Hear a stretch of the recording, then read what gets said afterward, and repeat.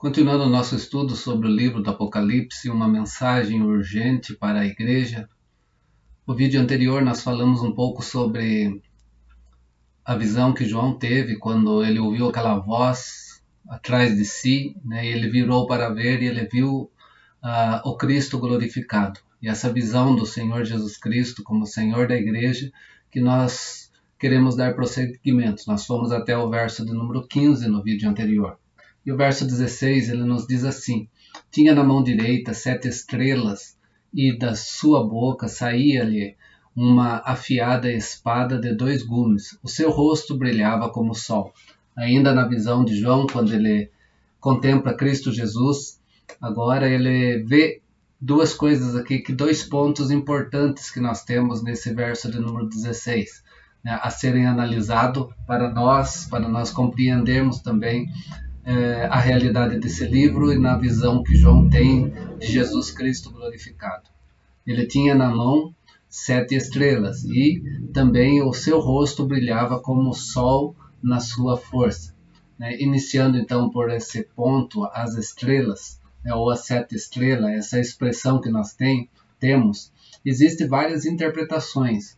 E das interpretações majoritárias, 2 delas são aceitas no campo teológico, sendo que a segunda interpretação é a que nós temos como igreja reformada, quando nós seguimos também dentro desse contexto de uma visão teológica, né, dentro de uma esfera da tradição também reformada. As 7 estrelas, em primeiro lugar, elas são representadas nas várias interpretações que temos aqui como anjos mesmo, né? Ou seja, como um dos seres espirituais, né, que nós temos na corte divina como instrumentos do Senhor, instrumentos de Cristo, na mão de Cristo, diante das suas igrejas.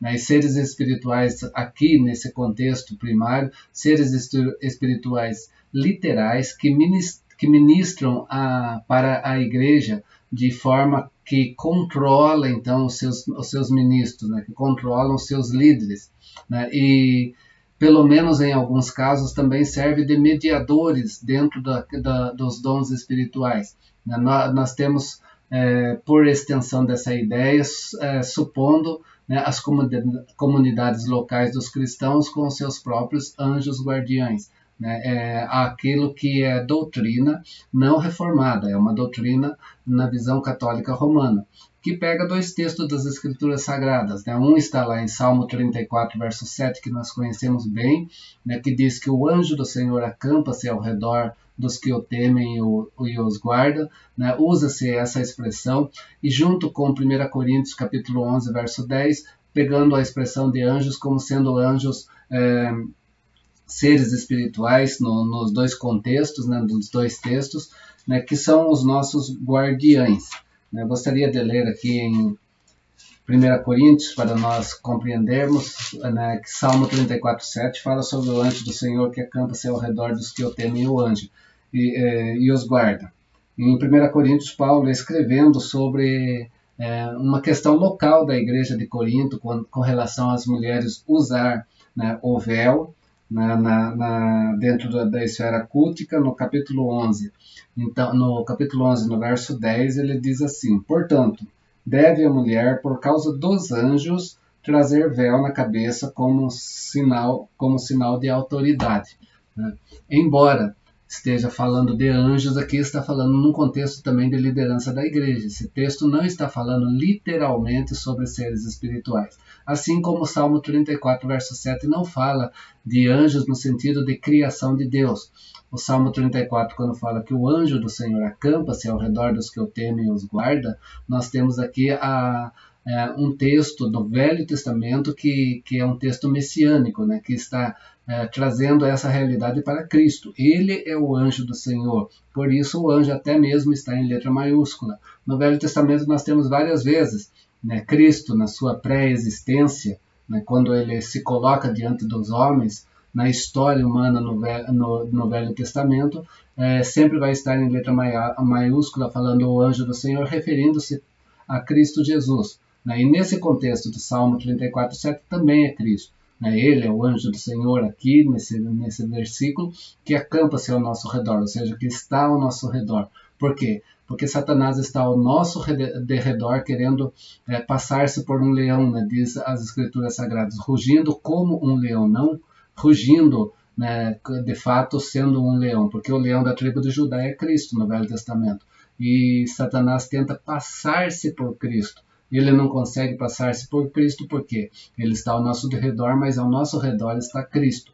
É nessa expressão que nós temos o Salmo 34, verso 7. Mas a questão é que tanto esse Salmo quanto 1 Coríntios vem de uma teologia então católica romana, né, que não está na nossa interpretação teológica que nós temos para esse texto também, né, de Apocalipse. A segunda questão que nós vemos no texto do Apocalipse é que o texto do Apocalipse, o próprio livro, ele mostra a realidade dessas estrelas, né? As estrelas que estão na mão direita do Senhor, que são interpretadas então por Jesus como sendo o quê? Os 7 anjos da igreja, ou os líderes da igreja. Olha o verso 20 do capítulo 1. Quanto ao mistério da 7 estrela que viste na minha mão direita e aos 7 candeeiros de ouro, as 7 estrelas são os anjos das 7 igrejas, e os 7 candeeiros são as 7 igrejas. Lembrando que não havia apenas 7 igrejas, como nós já vimos em vídeos anteriores, ali na região da Ásia Menor, né? Mas essas igrejas foram escolhidas por Cristo, né, para levar a mensagem do Evangelho, para começar a levar essa mensagem da resposta para a vida da igreja perseguida, que ela já é uma igreja vitoriosa, levar o consolo para a vida dessa igreja, né, e chamar também essa igreja à responsabilidade diante de Cristo. Né? Essas igrejas, então, estavam na Ásia Menor, né? Elas tinham um contexto circular entre elas que nós temos, né? Mostrando que as cartas também deveriam circular entre as igrejas. Né? E nessas igrejas, então, nós temos o quê? A sua liderança, né? Os seus pastores, os seus líderes. E esses líderes é reconhecido, então, como o quê? Como sendo, né, as 7 estrelas na visão apocalíptica que nós temos aqui. Então, esses 7 mensageiros, né, esses 7 anjos, foram homens enviados pelas igrejas da Ásia para saberem como estava o estado do apóstolo João, que estava na ilha de Patmos, exilado, né, e chegando lá para saber de João, eles pegam então essas cartas e trazem para as suas igrejas. Né? Na sua volta, então, são os portadores dessas cartas. Pode figurar também aqui em nossos dias como um ministro de Deus, portando também o quê? Levando uma mensagem de Deus para a vida da sua igreja. Por quê? A palavra anjo, nós temos que olhar aqui quando ela é transliterada do grego, que nós temos aqui no grego koiné do Novo Testamento, ela tem o significado de mensageiro. Então, anjo é um mensageiro, não um ser criado na esfera espiritual. Portanto, então, quem são os anjos mensageiros? São os pastores, os líderes da igreja que estão aqui em foco. Essa é a primeira coisa que precisamos olhar aqui quando João olha então para Cristo, né, nessa forma, quando Cristo está glorificado, então ele vê que ele tinha na mão então o quê? A liderança da igreja estava na sua mão, né, e a liderança da igreja estava na sua mão, por quê? Porque ele tinha, né, uma espada afiada de 2 gumes, ele tinha a palavra de Deus para trazer a vida dessa igreja e usaria então a sua liderança para trazer. Né? Mas ele continua então dizendo que o seu rosto brilhava como o sol da justiça. As igrejas são consideradas aqui como que, né, os 7 candeeiros, né, que o verso 20 diz, os 7 candeeiros ou os 7 castiçais. Né, e os seus ministros, então, são o quê? Os anjos, que são as estrelas nesse sentido. Né? Embora a igreja seja um castiçal, né, ela leva a luz, embora os seus ministros são estrelas também que devem brilhar, né, no sentido da mensagem do Senhor sobre a vida da sua igreja, o texto deixa bem claro, olhando para quem tem, né, a autoridade sobre isso é Cristo, e Cristo é visto aqui como o sol. Né? Se nós olharmos para o texto, diz que o seu rosto brilhava como o sol na sua força, ou seja, o sol no seu brilho maior do dia, né? Por que ele usa essa expressão? Ele usa essa expressão aqui porque era conhecimento também do povo de Deus no Velho Testamento, né, que Jesus Cristo, ou o Messias, ou o Salvador, ele viria dessa forma também na vida do seu povo. Olha o que Malaquias diz no capítulo 4, verso 2.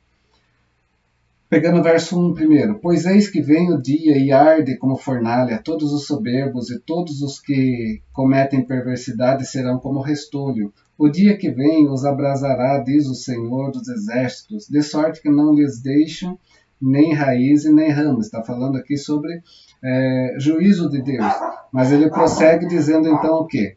Mas para vós outros que temeis o meu nome, nascerá o sol da justiça, trazendo a salvação nas suas asas. Saireis e saltareis como bezerro solto da estrebaria. O que nós temos aqui então? Quem veio para nos trazer a salvação, que Malaquias está dizendo que seria o sol da justiça? O próprio Cristo. Então é esse Cristo glorificado agora que João então está trazendo aqui na sua visão, né? Ele é para o mundo moral o que o sol é para o mundo físico, Jesus, né? A luz do rosto de Cristo, então, é tal que na Nova Jerusalém, diz Apocalipse capítulo 21, verso 23, e no capítulo 22, verso 5, que não necessitarão mais de lâmpadas nem de luz do sol, né? A Jerusalém, a Nova Jerusalém, não vai precisar mais disso. Por quê? Porque o Cordeiro, né, o capítulo 22, verso 5 diz, é a sua lâmpada, né? Jesus é a luz para a Nova Jerusalém. Então, num contexto geral do significado do pensamento, que o rosto dos justos também resplandece como o sol. Por quê? É o que diz Mateus 13, 43. Por que o rosto do justo resplandece como o sol? Aquilo que Mateus vem falar no capítulo 5, que nós somos luz no mundo, né? E isso também acontece, diz Apocalipse capítulo 10, nessa mesma expressão, sim, sucede a anjos também. No capítulo 10, no seu primeiro versículo, depois nós vamos entrar nessa questão, ele diz, vi outro anjo forte descendo do céu, envolto em nuvens, com o arco-íris por cima de sua cabeça. O rosto era como o sol e as pernas como coluna de fogo. Né, nessa visão que João vai ter aqui, também de criaturas que estão que estão fazendo algo, né, a serviço de Cristo, e fazendo algo a serviço de Cristo, ele leva também a luz de Cristo sobre si. Então, o que nós temos aqui com relação a isso, né, nós vemos o Cristo glorificado, que tanto o Velho Testamento quanto o Novo Testamento traz para nós como realidade. E é Jesus, então, que fala com João. E qual é o motivo de Jesus se apresentar a João nesse momento, dessa forma, com toda essa autoridade? Para que João venha a escrever, a partir de agora, tudo o que ele vai ver, toda a relação que tem da história da salvação, no passado, no presente de João, nas nossas vidas hoje, até que Cristo retorne. O verso 17. E eu, quando vi, caía aos seus pés como morto. Ele, porém, pôs sobre a minha destra, dizendo-me, não temas, eu sou o primeiro e o último. É interessante que Jesus aqui, quando chama João para escrever, né, ele consola João, ele fortalece João, né, ele anima João, ele diz, não temas. Né. O presente versículo aqui mostra João caindo aos pés do Filho de Deus, né. E nós vamos ter essa mesma relação na história do Novo Testamento, na pessoa de Paulo. Né? Paulo, quando ainda Saulo, né, no caminho de Damasco, ele também cai aos pés de Cristo. Né? Capítulo 9, verso 4 de Atos dos Apóstolos. Né? Porém, o que nós vemos de diferença entre Paulo e João aqui é que, né, a voz que ouve nos dois episódios são completamente diferentes. A primeira diz, né, quando Jesus fala com Saulo ainda, né, não convertido, por que me persegues? E a segunda diz aqui para João, aquele servo fiel do Senhor, né, que está preso por levar o seu evangelho, não temas. Né? Essas palavras podem ser comparadas àquilo que no Velho Testamento, já no Apocalipse do Velho Testamento, Daniel, capítulo 10, verso 10 e verso 12, depois você pode ir lá no texto, vem dizer também, vem lembrar dessa palavra, não temas, né? A mesma expressão que é levada então para Daniel. A mesma expressão que vai estar também nos profetas, né? Um exemplo, Isaías 44, verso 2, você pode dar uma olhada. Para a igreja de Esmirna, quando escreve-se as igrejas, em Esmirna também aparece essa expressão. E essa expressão aparece na igreja para quê? Para consolo, para encorajar, né, aquela igreja sofredora também. Né? E Jesus fala para Esmirna da mesma forma, não temas. Né? Essa expressão, não temas, né, que está no grego do Novo Testamento, vai ocorrer nas Escrituras Sagradas cerca de 365 vezes. Né? Ou seja, o nosso ano tem 365 dias. É Jesus confortando, encorajando, fortalecendo a sua igreja, cada um de nós, dia a dia, dizendo não temos. Né? Aquilo que Jesus fez com seus discípulos antes dele passar pela morte e pela ressurreição. É uma ordem que é dada para consolo. Né? E é esse consolo, então, que nós descansamos no Senhor, que glorificado, que venceu todas as coisas, tem o controle sobre suas mãos. Essa expressão também servia para relembrar a João o quê? Que o seu Senhor o conhecia, né? Que o seu Senhor se interessava profundamente por ele. Por mais que ele estivesse ali na ilha de Patmos, exilado, Jesus estava com ele, Jesus estava fortalecendo, Jesus estava diante do seu sofrimento. E isso traz para nós também, meus queridos, o Senhor com a mesma mensagem de fortalecimento, a mesma mensagem de amor, a mesma mensagem de firmeza que ele deu aos seus discípulos e prossegue para as nossas vidas. Tende bom ânimo, ou seja, não temas, né? Sou eu estou contigo, eu sou o Emmanuel, o Deus presente. É dessa forma que o Cristo glorificado está no controle da história humana e também diante da sua igreja nessa história de perseguição. Agora o apóstolo, então, ele vai fazer o quê? Ele vai fazer uma declaração. Porém, ele pôs sobre mim a sua destra ou a sua mão direita, dizendo, não temas. Ele vem e toca em nossas vidas e nos fortalece. Ele que nos levanta. Nós não seguramos na mão de Deus. É a mão de Deus que vem sobre nós e segura a nossa vida. E isso é uma declaração de amor, isso é uma declaração de tranquilidade. Isso é uma declaração de poder de Deus sobre as nossas vidas em tempo de perseguição. Mas nós continuamos a ver aqui no texto que Jesus falando, né, com João para ele escrever a sua igreja, né, que vai prosseguir a partir do verso de número 18. Né, ele se mostra como aquele que está vivo, agora glorificado, né, que é o mesmo que morreu em favor de nós, verso 18, fala, e que ele é o quê?